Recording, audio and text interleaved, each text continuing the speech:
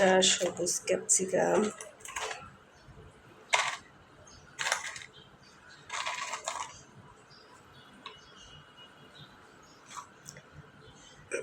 এখানে রেড কালারের ক্যাপসিকাম, তারপরে দিব পেঁয়াজ কুচি। আসলে এটা যার যেভাবে ইচ্ছা সেভাবে দিয়ে দিতে পারেন আপনারা। আর যার যেটা ইচ্ছা, আপনার সামনে হাতের কাছে যেটা থাকবে আপনি সেটাই দিতে পারেন। তারপরে দিব চিকেনটা ভেজে রেখেছিলাম সেটা।